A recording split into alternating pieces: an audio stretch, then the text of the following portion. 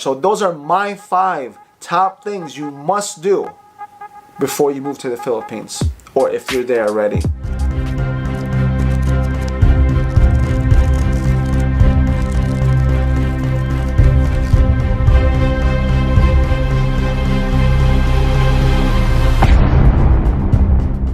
Hey everyone, this is Gilso Vergara, and if you're new to this channel, this is Dumaguete Life.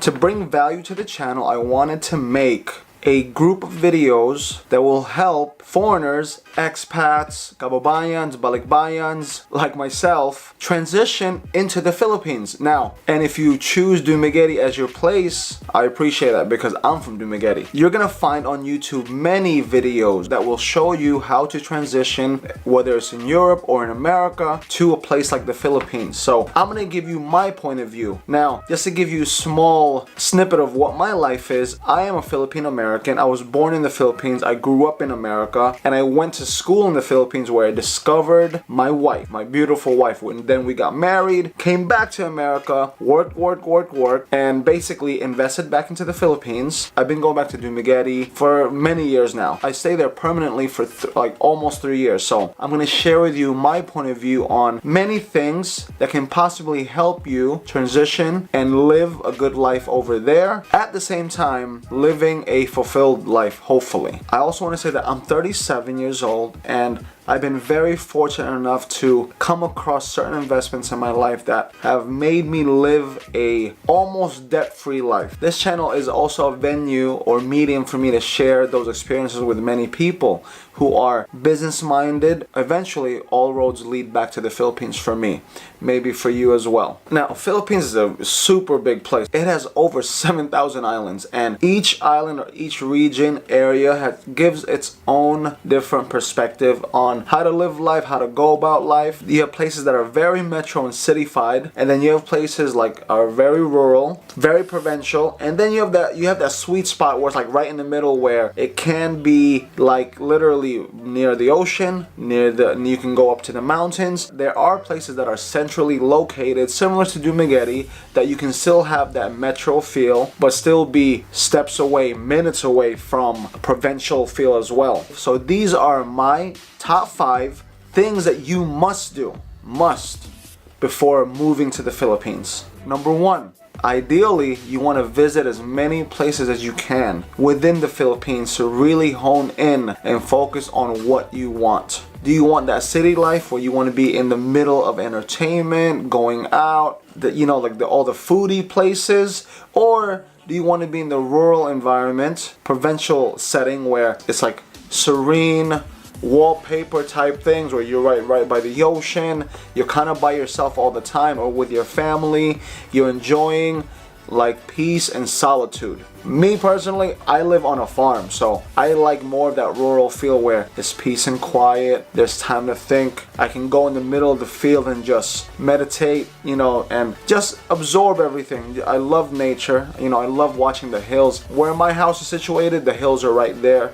I love looking at the coconut trees. It's really amazing for me. Like, you get to see the fireflies, and you just hear the crickets, just silence. That's what I like. Once in a while, my wife and I will drink some wine in the middle of our property, because it's a decent sized property, and just look at the stars. You don't get all the light pollution, you don't get the noise pollution. Just look at the stars and appreciate one another. That's my thing. Maybe it's for you as well, but once again, ideally you want to visit as much as you can and really hone in on the areas you want to live. Do you want the Makati lifestyle? Do you want the Cebu lifestyle? Or do you, like me, do you want that Bakong lifestyle, that farming, provincial, small town setting? It's up to you. Number 2, when ideally looking for those places you want to live, you also want to know what the cost of living in that area is, as well as the standard of living in that area. Because obviously if you move to a city type area, things are going to be a little bit more expensive. But if you move to a rural area, concerning food, usually the raw goods, vegetables are a lot cheaper because they're usually coming from the farms. In the city area, they already passed so many hands. You're going to pay market value for those items. As far as living, it's going to cost you a good chunk of change living in the city area because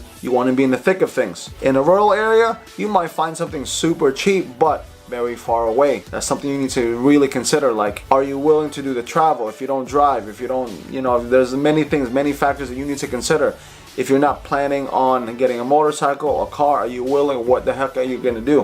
What are you going to do when you need to go on a food run, a monthly run? Opposed to living in the city, everything's pretty much there for you. It is going to cost you. Go in there knowing, having a budget in mind that what you're willing to spend in that particular area where you want to live. Number 3, you got to know your neighborhood. When you go into these places or when you're living in these places, know your neighborhood. That means knowing your neighbor, your physical neighbor, knowing who they are, what they do. You don't got to get into their business, but just having a general like knowledge of, oh, that guy's a carpenter, that guy's this, that guy's that. Know who's around you, and to a degree befriend them. Me being a Filipino American, people are kind of not wanting to come near me, not really talk to me, be too friendly, because it's just the way it is. On top of the area we come from, my family's very heavy in business, so they have this like wall already. They don't want to come near me because they believe that I might be a snob or I might be something.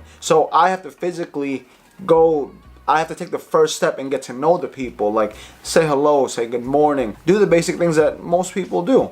It's just that culture that they're embedded in too, and then how they act. And I just have to counter that by going out there and actually socializing with the people. Those are the issues that I faced, as well as knowing your neighborhood. Know where the hospitals are, know where the clinics are, know where the barangay halls are, know where the obviously the municipal hall is right there, usually in the center of town.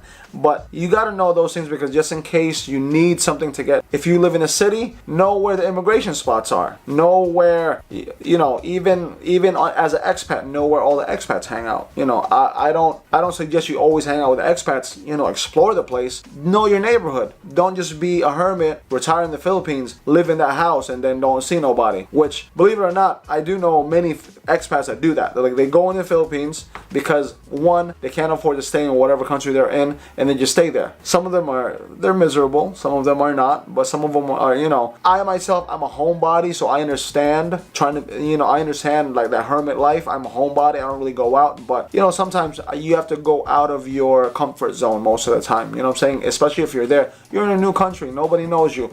Sometimes many people have a preconceived notion of what you are, like like in my case, most people think that I could be like a very stuck-up, snob, rich kid who comes from this family, which is far from the truth, what I'm saying? So my number 3 is know your neighborhood. Number 4 for me is be realistic with what you're willing to part with and deal with. Meaning, in the Philippines, there are rolling blackouts, right? When you are looking to go into an area, just know, ask people, or just if you stay there long enough, know the system, like they do brownouts every Sunday or whatever. Know that you're not going to have the best internet. That's something you have to part with, you have to deal with, you have to adapt to. Know that you might not get the best service, customer service, when you go to the stores and all those things. Just know that the luxuries you might be giving up, or what you believe coming from a Western mindset, what your standards are, know that it might not be there when you go to the Philippines, unless you move to a city area. Usually city areas are already they're up to par to the most part. Like when I hang out in like IT Park, Ayala, in that area, it's a great place. Makati, great place. Las Piñas, great place. Bacong, there's things missing there.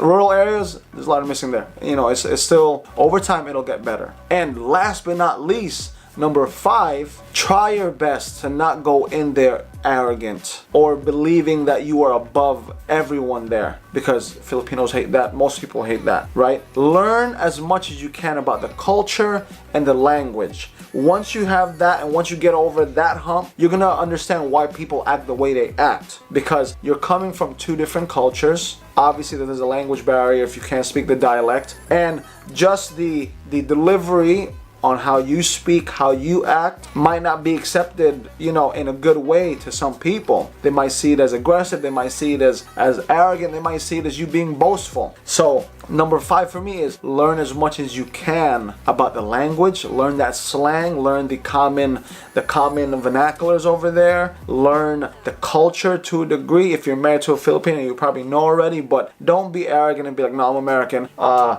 English is the best language, it's the most universal language. Yes, I know this, but you're in a different country. You have to respect that fact, and you have to assimilate. Me, I spoke Bisaya initially because I grew up in the Philippines. I came to America when I was 3 years old. So when I came here, I had a Filipino accent. I couldn't understand English because, you know, I didn't learn it. Over time, that accent left me, and now you have this voice. New York, Long Island accent. When I went back to the Philippines, clearly I didn't have a Filipino or Bisaya accent anymore.